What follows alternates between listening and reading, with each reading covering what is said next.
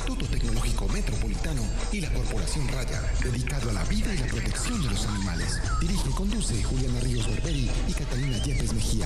Escúchanos todos los jueves de 5 a 6 de la tarde. Ládralo, por un mañana animal libre de crueldad.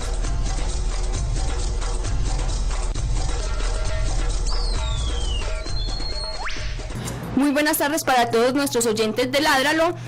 Empiezo pidiéndoles que nos disculpen por la tardanza del programa, pero hubo aquí unos problemas técnicos. Mi nombre es Juliana Ríos Berberi, soy la directora de Raya y la directora de este programa y soy ingeniera biomédica. Ya no está en ningún limbo. No. Mi nombre es Catalina Yepes, médica veterinaria de la Corporación Raya y codirectora de este programa. El día de hoy vamos a tener un tema candente, que es el conflicto Sebastián se ríe, que es el conflicto entre felinos silvestres y seres humanos. Pero antes de entrar en materia, voy a hablar un poquito de los eventos de la semana.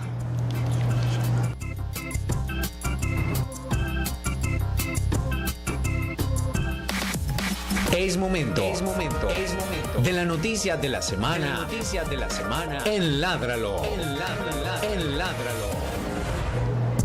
Dije eventos porque fueron los eventos que sucedieron esta semana con motivo del Día Mundial de los Animales, que fue el día de ayer, 4 de octubre. Es un día que se realizó en esa fecha para coincidir con el Día de San Francisco de Asís, quienes algunas personas denominan patrono de los animales. ¿Es así o no es así? Sí. Bueno, yo que soy franciscana. Franciscana, porque ella estudió en Santa Clara de Asís, que era la novia, pero nadie le dice la novia, pero es la novia. Pero yo creo que eso es herejía. Sí, por eso. Y la echarían del colegio Santa Clara donde usd dijera eso. Perdón, señoras monjitas, pero era la novia, pues.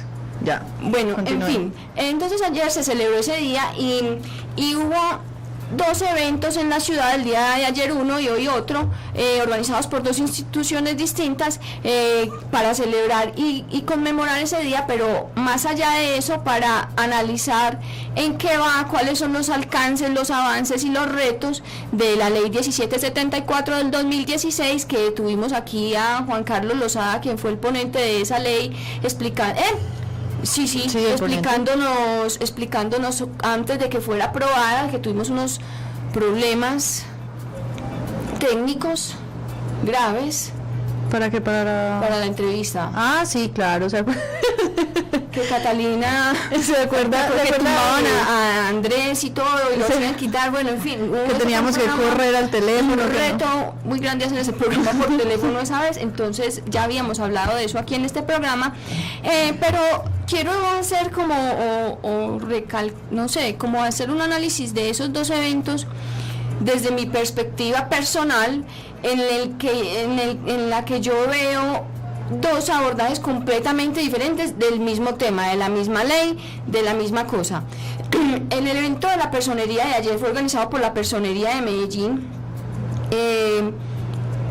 Yo de verdad califico ese evento como un evento valiente, como un evento que se atrevió a hablar de cosas que ningún otro evento se había atrevido a hablar, que fue un evento que de verdad le dio a los animales un estatus de importancia por sí mismos, un estatus de seres sintientes que no tienen por qué basar su importancia en el beneficio que se le brinde al ser humano a partir de su explotación. Entonces yo creo que fue un evento muy bueno, contó con la presencia de personas pues muy intelectuales, con Andrea Padilla, vocera de Anima Naturales Internacional, que es una persona bastante preparada, que habló sobre la normativa hizo una comparación entre la ley 1774 y otros estatutos de protección animal en Latinoamérica, y pues es una tendencia que todos esos países se unifiquen diciendo que los animales tienen sentimientos, pero no se quedó solamente en eso ese foro, sino que dijo,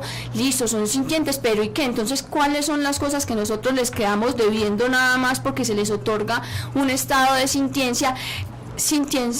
¿Qué es lo que nosotros le estamos debiendo? ¿Qué es lo que nosotros desde nuestro hacer personal y comunitario y estatal tenemos que hacer? ¿Cuáles son esos cambios para poder de verdad brindar un bienestar? Porque es que ayer claramente decían bienestar no es que el animal tenga comida, bienestar no es que el animal tenga agua, bienestar son un montón de cosas que nosotros finalmente no tenemos por qué decidir porque no somos los que estamos sintiendo lo que nosotros les hacemos los animales. También hubo varios doctores en filosofía hablando sobre la perspectiva filosófica de brindarle derechos a los animales, y yo de verdad que me le quito el sombrero al doctor Eduardo Rincón, que estuvo, un muchacho muy joven que estuvo ahí hablándonos de todo lo que implica el maltrato animal, y él decía, detrás de todo maltrato animal hay injusticia social y hay un daño ambiental, y él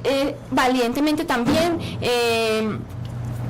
y dijo que era el capitalismo y que era todo nuestro sistema económico el que estaba causando que hubiera tanto maltrato, tanta injusticia social y tantos daños ambientales, y pues obviamente no se quedó ahí, sino que profundizó en sus ideas y fue muy interesante.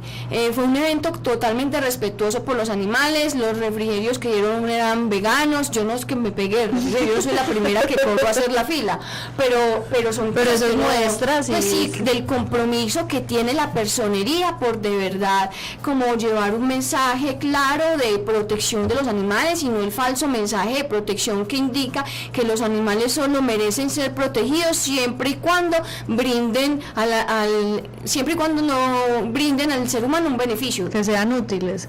Exacto. Pero la personería también nos había dejado una muy buena impresión hace un año, y pues ahora veo que la impresión aumentó mucho más. Sí, el panel fue de expertos, de personas muy interesantes, desde magistrados de la Corte Constitucional hasta, como les digo, doctores en Derecho y Filosofía, que es algo que nunca se ha tenido porque se cree que la defensa de los animales o el trato y la relación con los animales se limita estrictamente, no, solamente a la medicina veterinaria, que no hay otra profesión que tenga que ver con eso, y la protección de los animales tiene que ver con médicos, tiene que ver con médicos veterinarios, con abogados, con filósofos, con sociólogos, con todo, porque es un problema en el cual nosotros no hemos entendido que nosotros somos uno más. Ayer hablaban mucho de eso, del antropocentrismo, y el ex magistrado de la Corte hablaba de que mientras estuvo tantos años en la Corte, ellos acuñaron mucho el término ecocentrismo para hablar de un ambiente en el que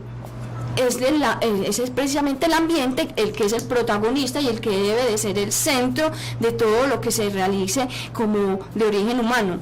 El evento de hoy de CIFA, del Comité Interinstitucional de Flora y Fauna de Antioquia, fue un evento mucho más distinto.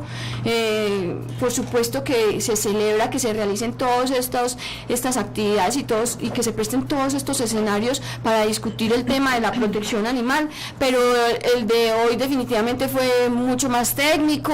Fue un evento en el que qué pesar verlo así, pero se justificaba en cierta medida como las cosas que se le hacían a los animales solamente porque cumplían esa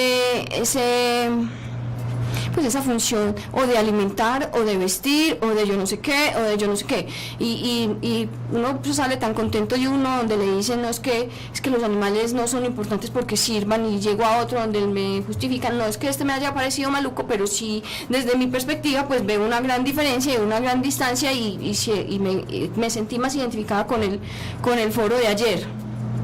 Y hace 8 días también estuvimos en otro. Que por eso no hubo programa en vivo, pero yo espero que hayan oído el programa con Julia, porque pues es una problemática que está muy actual, que es cómo atender a nuestros animales en desastres, cuál es la gestión de riesgo que tienen que tener los gobiernos para atender cuando hay un desastre natural a todos los animales, sean animales de compañía o sean animales de abasto o sean animales silvestres. Eso es algo que estamos pecando mucho en este país porque no estamos preparados para atender ningún tipo de emergencia pues con animales. Bueno, ahora sí vamos a empezar pues como a hablar en el programa del tema del conflicto que hay entre felinos silvestres y humanos, y para eso nos acompaña Diego Paniagua, médico veterinario de la Universidad de Antioquia, que tiene mucha experiencia en fauna silvestre. Hola Diego, ¿cómo estás?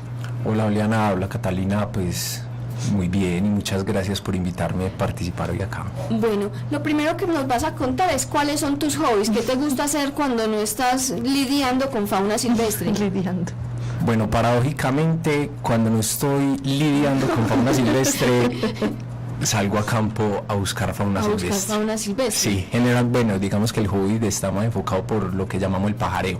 Sí. Yo creo que usted es una de las pocas personas que puede decir que usted disfruta su trabajo al 100% y que no es trabajo finalmente, sino que termina siendo un pasatiempo en algunas cosas, además que el papeleo es muy maluco y los informes. Sí, claro, hay momentos en que hay que sentarse al frente del computador, pero mientras estemos en campo, 100% disfrute. Bueno, ¿y cuál fue la última película que te viste? La última película que me vi... Esa es la película. Me corchaste y me la vi como antier. y estoy bloqueado, no me acuerdo. Tiene todo el programa para pensar. Ahorita te digo, ahorita me acuerdo y te digo. Listo. Esa es la pregunta más difícil de este programa. Uy, sí. Bueno, Diego, entonces yo creo que empecemos por contarle a la gente, antes de que entendamos la problemática, cuáles son esos felinos que están habitando en Antioquia o en Colombia, para que la gente se contextualice un poquito, esos grandes felinos. Bueno, para entrar un poquito en contexto, hoy vamos a hablar de conflicto y vamos a hablar de fauna y grandes felinos principalmente. No sé si me puedo tomar la palabra de hablar de conflicto y grandes felinos de una vez, como más o menos para empezar a... Como para que ya no tengamos nada más que preguntar. No. Bueno, listo, no, entonces vamos a hacerlo pues por preguntas. Y ahorita las ligamos. Hágale pues, sí. No, bueno, para decirle a la comunidad y a todos los que nos escuchan que vivimos en territorio mega diverso, muy biodiverso, y cuando hablamos de felinos, contarles que somos privilegiados de vivir en un enclave y en un país donde 6 de las 37 especies de felinos en el mundo se encuentran distribuidos en territorio nacional. Si somos antioqueños, sentirnos mucho más orgullosos porque las 6 especies de felinos que hay en el país están en nuestro departamento, y todas muy cerca a lo que es el área metropolitana o el gran casco urbano del Valle de la Aburrá. Si cogemos esos 6 y simplificamos a qué son los grandes felinos o felinos de talla grande que tenemos en el territorio, entonces ya vamos a empezar a hablar de pumas y de jaguares. Esos son los dos grandes que hay en Colombia. Son los dos grandes que hay en Colombia, son los dos grandes que hay en Antioquia, y muy cerca ambos al Valle de la Aburrá. Espera, yo quiero hacer una pregunta. ¿Qué tan cerca está el jaguar? Bueno, si hablamos de jaguares, yo te puedo decir, Juliana, que si cogemos un bus que va hacia Maceo, que está a 3 horas de recorrido por carretera, ya estamos en territorio de jaguar. Es que a esa iba la siguiente pregunta, o sea, ¿qué hábitats, qué espacios están ocupando esos grandes felinos acá en Antioquia? Exacto. Para el caso del puma, no es un secreto para todos por las publicaciones que han hecho diferentes instituciones y trabajos de particulares y autoridades ambientales, de que en las laderas del sur del Valle de la Aburrá, Envigado, Sabaneta, contamos con la fortuna de tener pumas, ¿cierto? Es una fortuna, una demasiada fortuna. Demasiado, muy grande. Y cuando hablamos de jaguares, obviamente es una especie ya un poco más restringida a bosques húmedos tropicales que empiezan acá a verse en el Magdalena Medio, nordeste antioqueño. Como te decía ahorita, a 3 horas de Medellín ya estamos en territorio de jaguar. ¿Vos has visto un jaguar alguna vez en tu vida? En estado silvestre, nunca. Obviamente, pues nuestro trabajo y nuestra dinámica nos ha permitido estar en contacto con estos animales recuperados del tráfico y de la tenencia ilegal, tenerlos, prestarles la asistencia veterinaria que requieren. Los hemos monitoreado con diversas metodologías en campo y sabemos de su presencia en muchas partes del territorio, pero desafortunadamente nunca lo he visto en vivo y en directo. Eso es ¿Cómo será eso? Debe ser muy emocionante. Cae uno. Yo ya llego a la conclusión de que yo no veo ningún animal silvestre porque me muero de la emoción. Entonces, como que alguien... Te están evitando la muerte. Y yo no veo nada. Lo único que he visto una vez, una pobre zarigüeya muerta. Lo único, pues así como en estado silvestre, es lo único que he visto. Cuando nosotros viajamos a hacer jornada... ¿Quién ríe? ¿Quién ríe de mi desgracia? Cuando nosotros viajamos a jornadas de esterilización, la gente es que ve animales en el agua, y yo no sé qué yo... es como que siempre llego tarde a todo y no veo nada, pero continuamos con el programa. Es que Bueno, siempre no, me pero causa Juliana, frustración. de todas formas, los ojos muy abiertos, los oídos muy agudos, porque Ahí está el aunque problema. vivamos en una urbe, en una selva de cemento como es Medellín, recuerden que han salido diversas noticias de que tenemos zorros en la Cuando ciudad, yo vivo, comadrejas. Yo vi un zorro perro Por la yendo para casa. mi casa. Exacto, todos estos animales están ahí. Divino. Y No, entonces- mentira, ¿sabe quién vi yo? Ah, claro, Ah, usted yo vio, sí vi, ¿sabe claro. qué vi? Una comadreja. Esta historia se repite por ahí cada 5 o 6 programas de Ládralo. 5 programas cada y yo hago esta dramatización siempre. Ella se asomó por los ductos del ITM, se asomó, hizo así. Y Dios mío, qué demonios es eso tan hermoso, qué animal tan supremamente curioso y espectacular. Era por aquí, no, pero continuamos con el problema porque yo me emociono mucho cuando hablo de mi amiga la comadreja. Listo. Diego, ¿alguno de estos grandes felinos se encuentra en peligro de extinción? ¿O en riesgo en alguna clasificación? Bueno, digamos que hay una autoridad a nivel global que se llama la Unión Internacional para la Conservación de la Naturaleza, la IUCN, que se encarga de catalogar cuál es la categoría de amenaza o de estado de conservación de las especies silvestres alrededor del mundo. Ellos se refieren que el jaguar a nivel global es una especie casi amenazada a vulnerable, ¿sí? Y el puma lo catalogan como una especie de preocupación menor.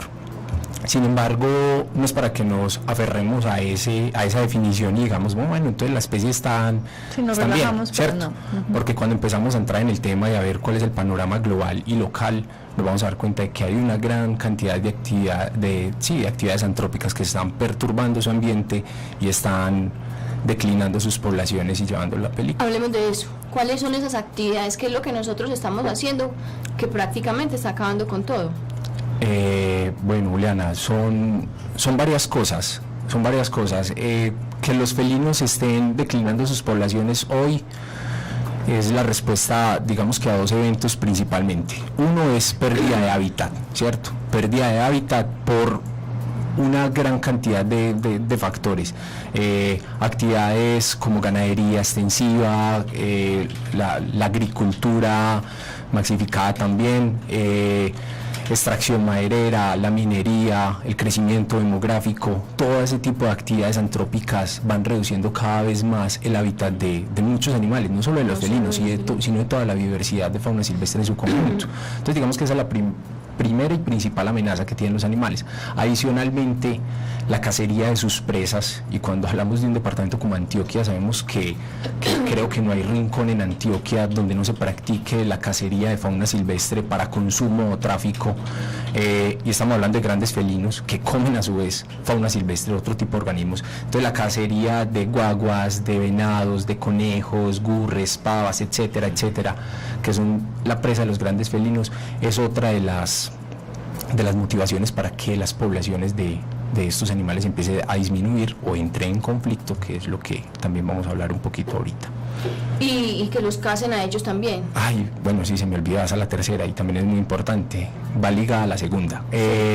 La cacería por retaliación y la cacería por tráfico.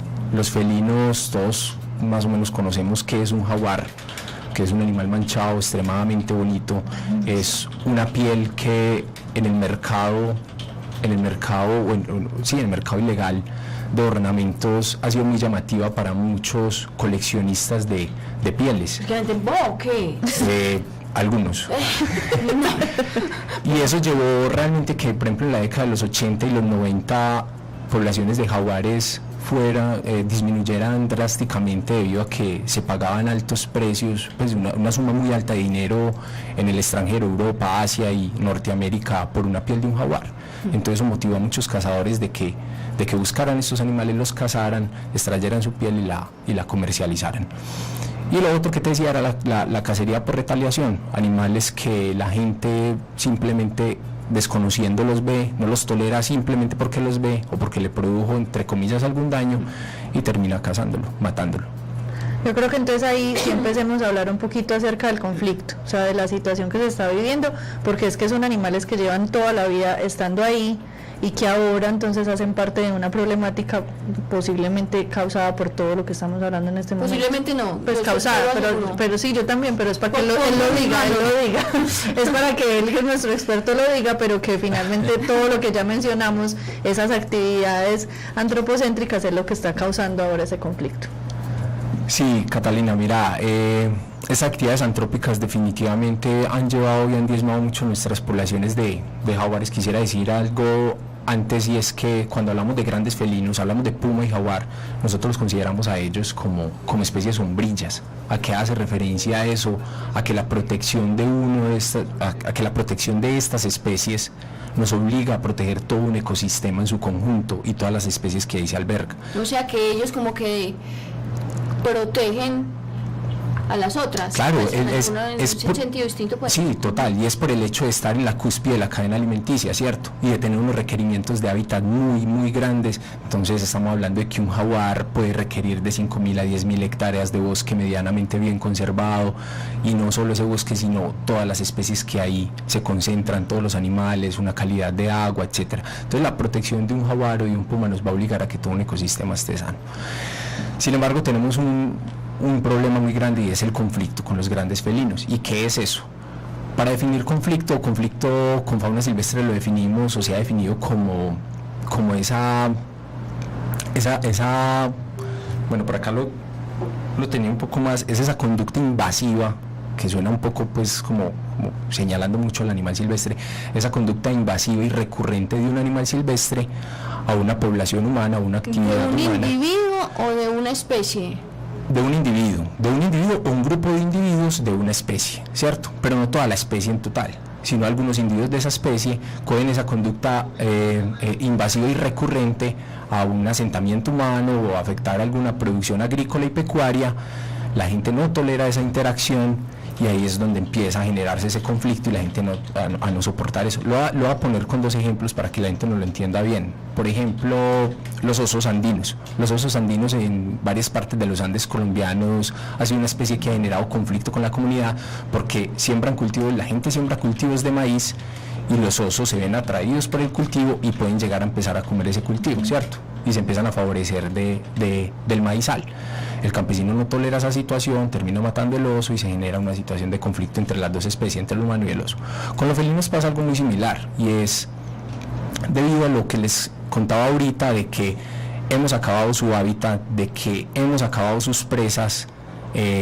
Los felinos se han visto en la obligación de empezar a interactuar con animales domésticos, principalmente del sector pecuario, vacas, potros, cerdos, ¿sí?, que tienen pequeñas o grandes producciones pecuarias, y se ha visto en la obligación de empezar a comer esos animales. Cuando empieza a cazar y a depredar esos animales, el productor campesino o un gran empresario no va a tener tolerancia sobre esa dinámica, y ahí es donde se empieza a presentar ese conflicto. A eso hace referencia el conflicto con fauna silvestre, más o menos.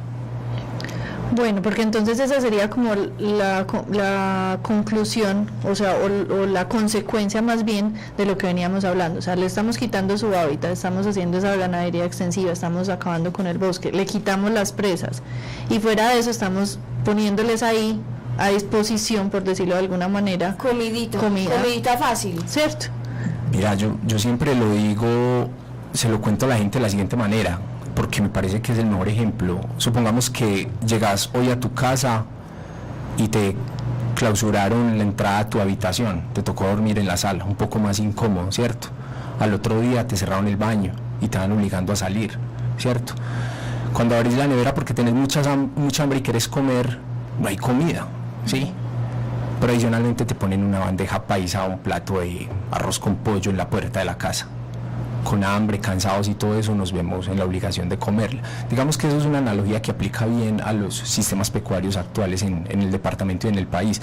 Nos talan el bosque, talamos el bosque, que es la casa de los grandes felinos, luego cazamos sus presas, que es su alimento, guaguas, venados, pavas, que hablamos ahorita, y después ponemos ganado y animales vulnerables a borde de bosque en los potreros, y pretendemos de que no se los coma. Eso va a pasar si no aplicamos buenas prácticas ganaderas, si no respetamos el hábitat de los grandes felinos, si no entendemos por qué son importantes conservarlos.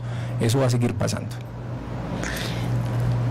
Ya que entendimos un poquito como el conflicto, creo que la gente pues lo va entendiendo. Quiero que contemos cuál sería, o sea, la estrategia para contrarrestarlo. Sabemos que ellos, pues no los estamos juzgando ni cinco, o sea, totalmente estamos diciendo es el humano el que está generando finalmente el conflicto. Pues el conflicto se generó con ese felino que ya estaba ahí, que estuvo incluso antes que nosotros, y él está saliendo a buscar lo que necesita, que es para Pues sobrevivir. Lo vital puede ser comer. Es lo mínimo. ¿Qué estrategias entonces estamos implementando o se está implementando aquí en Antioquia para poder frenar ese conflicto? Bueno, yo creo que lo principal es protección de hábitat, ¿cierto? Mientras no se proteja el hábitat de los grandes felinos hoy, esa dinámica va a seguir pasando y los jaguares y los pumas que están por fuera de los parques nacionales naturales van a estar condenados a estar en una dinámica de conflicto todo el tiempo, y la consecuencia de eso va a ser la cacería por retaliación definitivamente y una pérdida para la biodiversidad.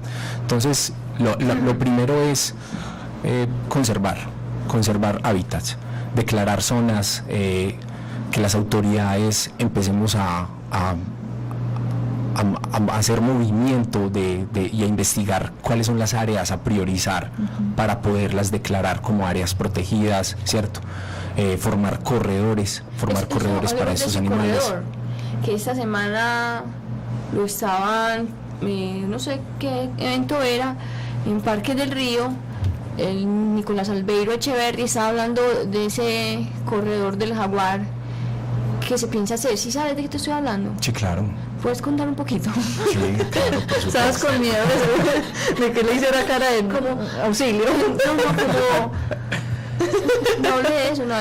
Sí, los corredores son básicamente una estrategia de conservación de las especies objeto de conservación. ¿Qué es eso? Autoridades ambientales, en este caso como Corantioquia, tiene unas especies de fauna silvestre que las ha catalogado como las especies prioritarias a conservar. Entre esas están el puma y el jaguar, por su alta dinámica de conflicto con diferentes sectores pecuarios, ¿sí? Entre esas también está el manatí que hace parte de los complejos cenagosos del Magdalena Medio, el mono tití gris, que es una especie endémica de Colombia con distribución muy restringida en Antioquia, Caldas y otro departamento más. ¿Y en qué consiste el corredor? Bueno, el corredor ya está priorizado, ya está montado cuál sería la zona a priorizar para proteger el jaguar. Eso no se hace así a la carrera, bueno, a la guachapanga. Es así de esa manera. El corredor surge de muchos años de investigación, de monitoreo de dónde está la especie, dónde frecuenta, por dónde se mueve, cuáles son los ecosistemas que ellos requieren y dónde es que están en este momento medianamente bien conservados para poder protegerlos. Ahora digamos que ya sabemos dónde están, ya sabemos en el mapa cuál es el corredor y dónde se deben de priorizar esas zonas. Ahora lo que se viene es crear estrategias y alianzas con el sector público y privado para comenzar a proteger zonas que conecten parches de bosques que actualmente se encuentran aislados y permitir que haya una digamos que una variabilidad o un traslado de las poblaciones de jaguares a lo largo y ancho de esos corredores, ¿cierto? Entonces, volviendo a lo de ahorita, la primera acción es conservar, a eso está ligado el tema de los corredores. Adicionalmente, tiene que haber mucho acompañamiento del sector privado y a los productores pecuarios, buenas prácticas ganaderas. Digamos que estamos lejos todavía de alcanzar eso, lo digo, sí, y lo voy a decir como dato, lo hablábamos el día que estuvimos en la charla. Antioquia, con sus casi 7 millones de hectáreas en todo su territorio, tiene el 19 al 20% destinado para producción de pasto, ¿sí? De pasto para ganadería extensiva. No me quedan tan aguacate. ¿Sí? 20%, y estamos hablando versus a un 4% más o menos de áreas que están bajo la figura de parques nacionales naturales en nuestro territorio antioqueño, ¿cierto? Creo que eso es una cifra que es alarmante y tiene que tocarnos fibras y decir, pucha, hay que conservar áreas, esa es la prioridad, ¿sí? Entonces, Dejen de tumbar el bosque. Sí, Hay que parar esos ganaderos, pues es que esos no tienen... Venga, hagamos una cosa, hacemos un plantón todos los potreros de Antioquia con unos campartas, como dije yo en un programa de radio cuando recién empezaba Raya, con unas campartas y nos ponemos allá. No tumbes más el bosque, amigo ganadero. Ay, no, amigo. Sí, es una cosa bien delicada, o sea, hay que empezar a crear estrategias para practicar, hacer las buenas prácticas ganaderas, porque como les decía ahorita, el departamento de Antioquia está lejos de implementarlas. Todavía tenemos zonas como el Bajo Cauca antioqueño y el Urabá que manejan 1.2, 1.3 cabezas de ganado por hectárea, ¿cierto? Eso es insostenible, realmente eso es insostenible para los ecosistemas. Es una de las principales amenazas para la conservación de los grandes felinos hoy, y no solo en el departamento. Estamos hablando de una problemática a nivel mundial. Este problema que les estoy contando acá también se vive en Afganistán con leopardos de las nieves, o en Asia con tigres de Bengala, en África con leones, ¿sí? O sea, es una dinámica global. Es una dinámica, solo cambia es una problemática felino, global. Pues, Exacto, totalmente de acuerdo, Catalina, solo cambia la especie, ¿sí? Entonces ya hemos hablado de dos cosas: buenas prácticas ganaderas, modificar mucho los sistemas ganaderos pues del país por completo, conservar áreas, educación permanente, llegar a la academia, llegar a todas las instituciones educativas, desde colegios hasta universidades. Este problema lo desconocemos mucho, sí, totalmente. A mí nunca me hablaron de él en la universidad, pues puedo ser sincera, o sea, jamás. Y fuera de eso, creo que mucha gente que lo vive allá, en la problemática de esas comunidades que están cercanas al problema, también lo desconocen. Sí, total. De hecho, en estos días dábamos una charla en una entidad agropecuaria y me encontré un profesor, un docente de la Universidad de Antioquia que me dio clases a mí de ganadería de leche. Estamos hablando de felinos y al final de la charla se me acercó y me dijo: Diego, yo no sabía que los jaguares existían en Colombia, ¿cierto? Y nosotros somos los que prestamos asistencia técnica pecuaria en diferentes zonas del país y todavía no sabemos dónde producimos, que los animales que de abasto se mueven en un sistema ecológico con un equilibrio determinado que hay que preservar. Diego, si yo soy un campesino de esa zona y conozco la presencia o vi, digamos, rastros o logré evidenciar uno de estos grandes felinos, primero, pues, ¿qué debo hacer? Y segundo, ¿qué tan riesgoso es verdaderamente para mí, más allá de lo que ya estamos contando, de que se puedan comer el ganado o los potros o esos, pues, o animales pues relativamente de bajo peso, que verdaderamente tengo riesgo yo como humano de la presencia de estos grandes felinos cerca? Muy buena pregunta, Catalina. Esa pregunta no la hacen todos los días, y es porque la gente, claro, hay gente en el territorio que tiene la fortuna de encontrarse un jaguar de frente, que van caminando por un potrero y ven que un jaguar pasa en horas de la tarde por el borde del bosque. Seguramente nos desmayamos ahí, pues caemos. Sí, pero oiga, no, es que pues, pero de la emoción, pero la gente y me da como una escaramuza. Pero la gente del común dirá que fue que fue desafortunado el encuentro. No, qué miedo, que si no le dio miedo, que por qué, que todo porque no le tiró un palo, una piedra. No, y adicionalmente que cuando es la primera vez que lo ves y cuando uno tiene susto de las cosas del triple del tamaño que son, entonces a nosotros nos llaman a la oficina y nos dicen: vimos un animal, nos hacen una descripción que coincide completamente con la descripción de un jaguar, nos dicen: vimos esto, era más o menos del tamaño de un búfalo. Bueno, entonces uno dice: bueno, está asustado, ¿cierto? No, pero pasa, de verdad, ¿qué pasa? Bueno, nos hacen la descripción del animal, nosotros decimos: bueno, es probable que la persona se haya topado con un puma, que se haya topado con un jaguar, está asustado. Que lo primero que nosotros hacemos es dar un parte de tranquilidad.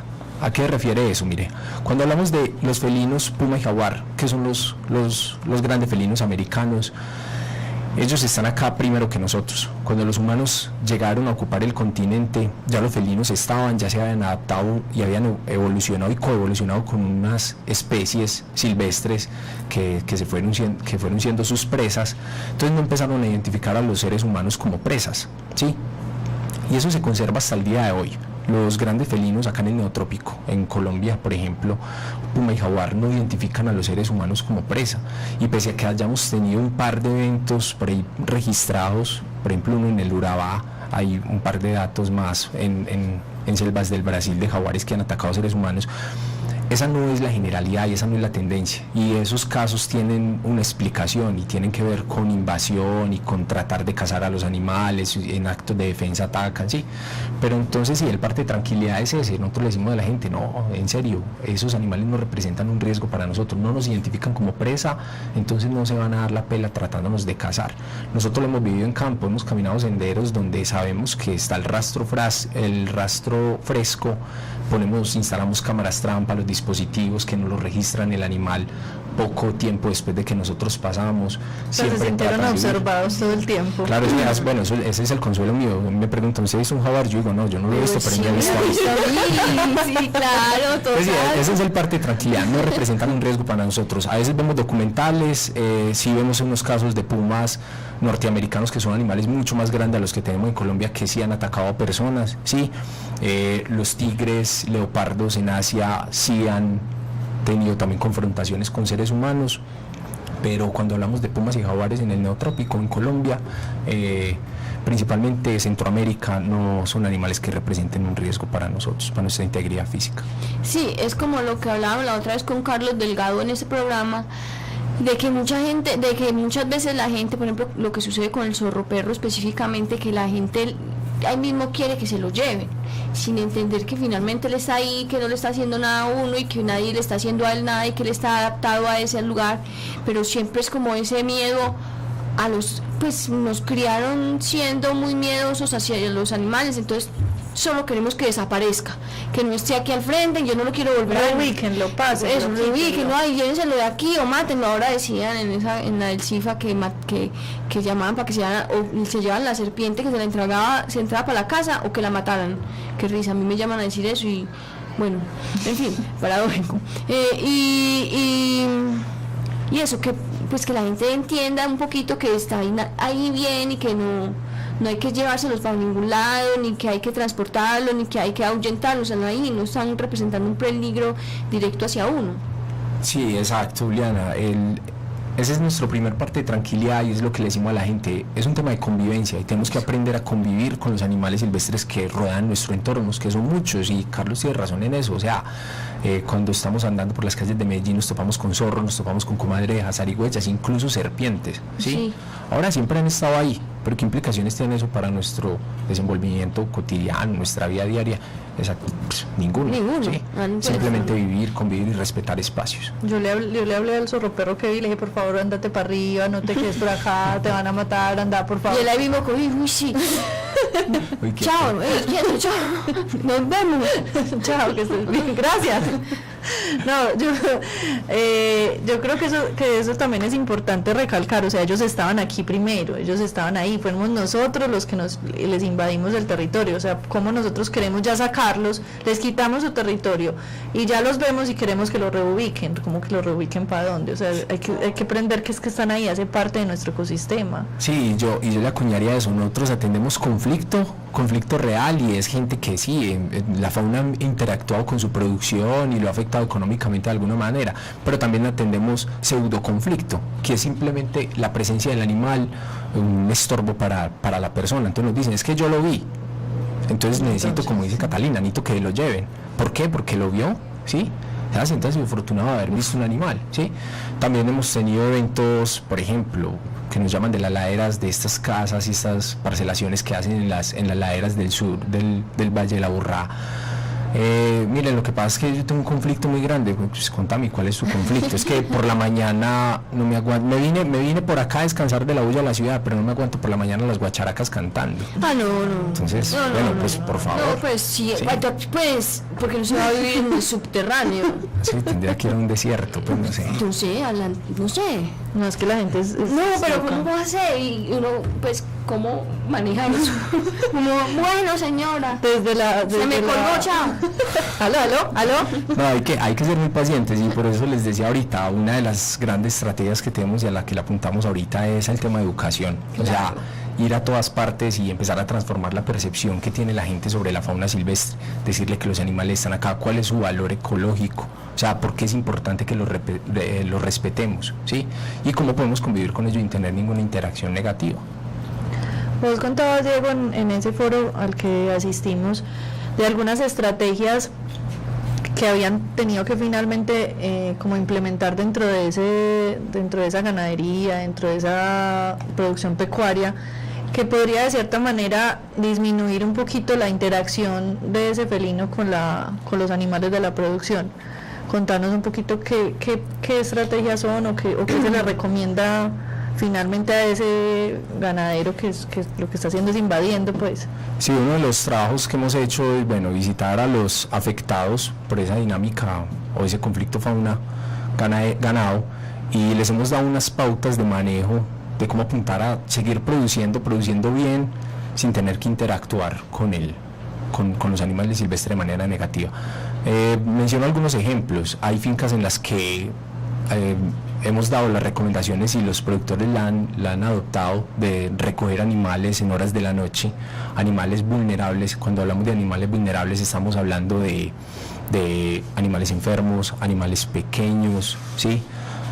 Hembras recién paridas, animales cojos, etcétera, que a veces los productores, y es verdad, somos perezosos, los productores son perezosos a veces, dejan los animales desamparados. Son los culpables, perdóname que te interrumpa, son los culpables de la situación y se hacen como, es que yo soy la víctima, pues, o sea, yo soy el que estoy siendo afectado, pero nunca reconocen finalmente que es el que está ahí, sí, causando, cometiendo errores. Sí, es verdad, eso es verdad, Catalina. Entonces, bueno, el ejercicio es ese, no señalarlos y juzgarlos, pero sí hacerlos caer en cuenta de que la culpa en últimas es del modelo productivo, ¿cierto? Del modelo productivo, entonces que hay que transformarlo y hay que cambiarlo. Se les dan unas pautas, algunas son, por ejemplo, como, bueno, lo que les decía ahorita, recoger el ganado, hacer corrales cerca a la casa para tener los animales vulnerables. Siempre nos van a decir lo mismo, o muchas veces nos van a decir lo mismo, es que eso me vale plata, es que eso me cuesta yo no sé cuánto, cómo voy a hacer un corral, cómo voy a recoger esos animales por la noche, eso me baja 1 litro de producción de leche día, eso es un animal que me va a engordar más lento, entonces va a perder 3 kilos de engorde mensual, bueno, en fin, siempre nos empiezan a hacer cifras y a sacar cálculos con eso. Digamos que el panorama no es del todo gris, porque en algunos lugares hemos logrado de que la gente nos copie la idea y empiece a implementar las medidas, y hacemos el seguimiento y la evaluación y vemos que efectivamente funcionan, ¿sí? Esas son unas. Cercar las fincas es una cosa completamente necesaria. Los predios deben de estar siempre cercados.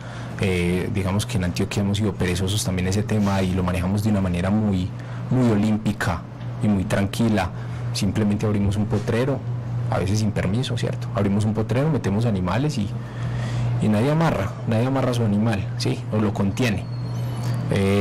Digamos que les termino de decir algunas recomendaciones: uso de cercas eléctricas, recoger animales, hemos sugerido luces en los corrales para repeler un poquito la presencia de los grandes felinos. Los felinos hacen una asociación muy bacana, y es que cuando ven pues una luz donde hay un rebaño o algo, asocian eso con presencia de seres humanos, entonces se va a cohibir o a limitar a hacer una faena de cacería. Porque, como les decía ahorita, nos tienen mucho miedo a los seres humanos. No le tienen miedo a la vaca, pero sí nos tienen mucho miedo a nosotros. Y eso ha funcionado de alguna manera en algunas partes.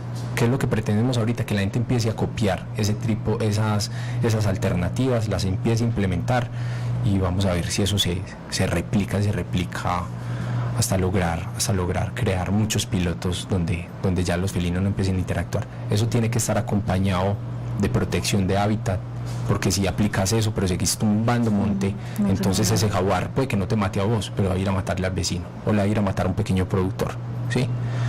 Y si seguís haciendo eso, pero ¿qué más? No vas a hacer tampoco lo mismo, y ¿qué más el monte? Etcétera. O aplicas esas medidas, pero vas y matas guagua, comes venado, matas conejo, matas pava, ¿sí? Entonces se tienen que conjugar todas las alternativas para que eso se vea un resultado positivo, ¿sí? Diego, esas estrategias las hacen en un lugar determinado, o están bregando a echarla por todas partes, o sea, se han centrado como en unos focos, que hablaste de la palabra piloto, donde se está iniciando pues como con toda esa estrategia tan completa de esos tres elementos principales de cuidar el hábitat y todo eso. Claro, Juliana, sí, te lo decía que es un piloto porque primero tenemos que ensayar a ver si nos funciona y obviamente hay que empezar en un sitio, digamos, de experimentación, ¿sí? El sitio se selecciona el lugar donde haya conflicto activo, donde sepamos que hay un felino frecuentando la zona y produciendo entre comillas estragos, matando animales y toda la cosa. Entonces ahí se habla con los propietarios, se habla con la gente aledaña, se habla con los vecinos, con la gente de la finca y se empiezan a implementar esas medidas. Se les hace seguimiento y empezar a evaluar si efectivamente el felino todavía sigue estando ahí, sigue comiendo presas naturales y deja de comer presas domésticas.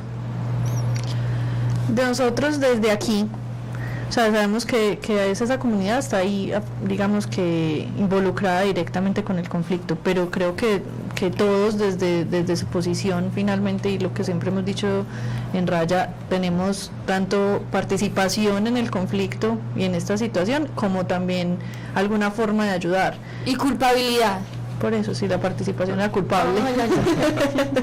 Todos somos culpables, pero entonces, ¿qué estrategias o qué podemos hacer nosotros desde acá, desde la ciudad o desde el común diario vivir para ayudar a esta situación? Comer menos no comer carne.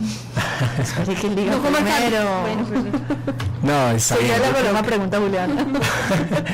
Bueno, yo creo que no, incluso me voy a remitir pues a lo que dice Juliana. El consumo responsable es una cosa a la que hay que apuntar.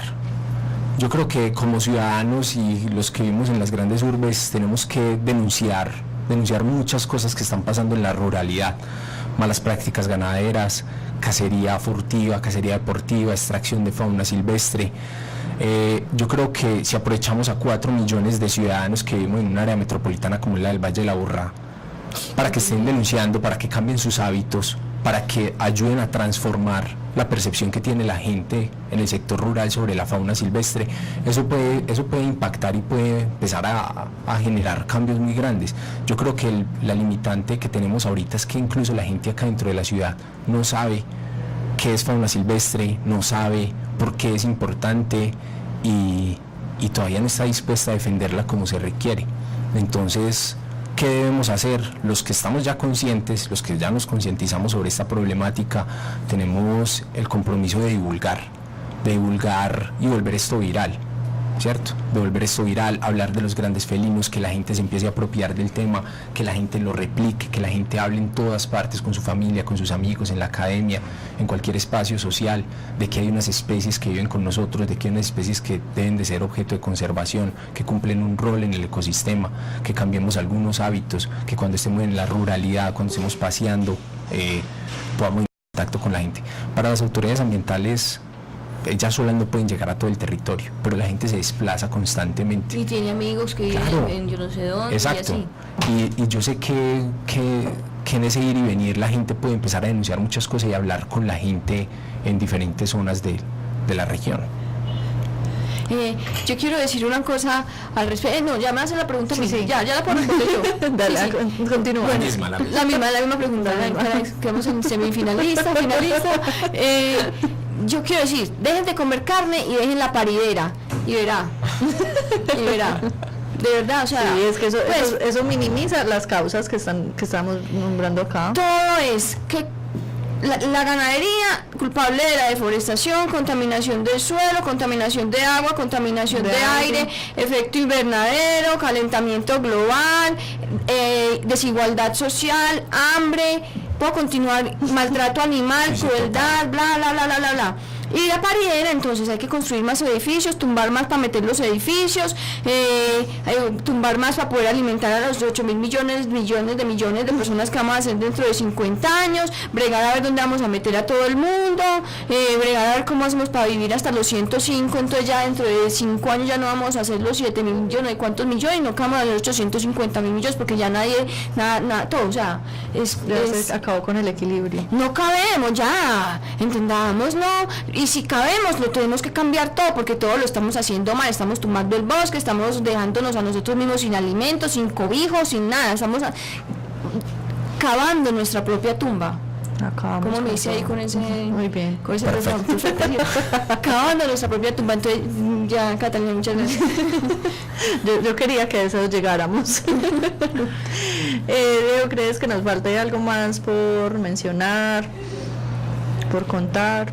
No, vuelvo y repito, recomiendo lo que hablamos ahorita, o sea, es importante que todos los ciudadanos, todas las personas nos comprometamos un poco más con el tema de la biodiversidad, que tengamos toda la disposición para aprender, ¿cierto? Para aprender, para conocer con qué vivimos y en dónde vivimos. No somos solo seres humanos, como bien lo decían ustedes ahorita, o sea, esto no es un tema de buscarle un beneficio propio a los animales para las necesidades de los seres humanos. No, somos una especie más de millones de especies y organismos que habitan en la Tierra. Sí, hemos impactado mucho, estamos acaparados, tenemos la responsabilidad de reparar todos los daños que hemos cometido, sí. De acuerdo con lo que decía Julián ahorita, los sistemas productivos se tienen prácticamente que destruir y volver a establecer, y no decirle a la gente que vivimos en territorio, pese a toda la transformación, crecimiento demográfico y todo lo que ha pasado en el territorio, vivimos en territorio biodiverso, mega diverso. Entonces, con los ojos muy abiertos, mirando para el cielo, mirando para abajo, estamos en época de migración de aves, ¿cierto? Ay, sí. Entonces, con los ojos mirando siempre para el cielo, cuando veamos una nube negra de pájaros, no crean que es el apocalipsis, es simplemente un evento muy bonito de migración. Créanlo y láncense de un acantilado. Mentira. Entonces eso fue un chistecito de mal gusto. Pesado, no mentiras, entonces no, disfrutemos todo eso, o sea, debemos de ser tan cuadriculados y andar por ahí en la vida haciendo nomás lo que nos ordenan hacer. No nos gusta sino ir a centros comerciales, ¿cómo le ¿Sí parece no? La tontería? No, y Medellín que es reina del La centro- reina de los centros comerciales y la deforestación por centro comercial. No, todo lo Sí, tumban sí. para eso. Sí, es verdad, entonces no, aprovechemos otros espacios y empecémonos a apropiar de verdad de nuestro territorio y de las especies con las que convivimos para que empecemos a protegerlas, porque esta misión está quedando en muy pocas personas, no más en los que hemos adquirido conciencia. Entonces, y vuelvo y respondo lo de Catalina ahorita, ¿qué responsabilidad tenemos acá? Bueno, primero saber qué tenemos para poderlo defender y proteger. Conocer para defender. Exacto. Muchas gracias. Muchas gracias. No, con mucho gusto, muy contento, muchas gracias a ustedes. Puedes venir a este programa todas las veces que se te ocurra venir, listo. Sí, claro, de una. Bueno, dale. La semana de adopción que está desarrollando en el Centro Comercial San Diego, donde tienen su stand con animales disponibles para adopción, para que la gente interesada pueda ir a visitarlo. Y para el 8 de octubre, el próximo domingo, van a estar en Parques del Río con una jornada de implantación de microchip, y en Ciudad del Río con eventos educativos también. Entonces la Perla presente también en esta semana. El día de mañana va a haber una jornada gratuita de implantación de microchip en la calle 98D con carrera 84, es el barrio 12 de octubre, en la etapa 3, placa polideportiva Los Lotes. Y ya como Catalina dijo, el sábado va a haber pues ese evento allá en Ciudad del Río. También va a haber otra jornada el 11 que cae miércoles, el 11 de octubre, en la carrera 69, número 92, W58, en el barrio Francisco Antonio Sea, etapa 4, sede social. Ay, en la sede social hemos hecho jornadas de esterilización en Francisco Antonio Sea. Ah, sí. Bueno, un saludo para la Junta de Acción Comunal de Francisco Antonio Sea, que nos ha abierto las puertas varias veces para nuestras jornadas de esterilización. Recuerde que el microchip es un sistema de registro, no es un GPS, no es un sistema de rastreo, es simplemente un sistema de identificación que permite hallar a los propietarios o a los humanos de algún animal que se encuentre extraviado para pues poderlo regresar a su casa. Esa jornada es gratuita, la realiza el municipio de Medellín para los habitantes de la ciudad y debe llevar la fotocopia de los servicios públicos y la fotocopia de la cédula. Se reparten entre 50 y 60 fichos por jornada, entonces pues nuestro consejo es que llegue temprano para que le alcance el ficho. ¿Hay algún otro evento que quiere que nosotros también nos unimos a esta semana de celebración con lo que mejor sabemos hacer y lo que más nos gusta hacer, que es nuestra jornada de esterilización también el próximo domingo 8 de octubre, y también agradecimiento a su comunal que nuevamente nos abre su sede en Laureles para realizar este evento. Por favor, ya no pidan más cupos. Se acaba. Ya no hay más cupos. Voy a terminar rapidito a terminar diciendo que me alegra mucho que Medellín esté tan comprometida con los animales, con tantos eventos que hubo esta semana, incluyendo hasta la semana pasada, eventos relacionados con la protección de los animales y la normativa y el marco legal que nos rige en esa protección.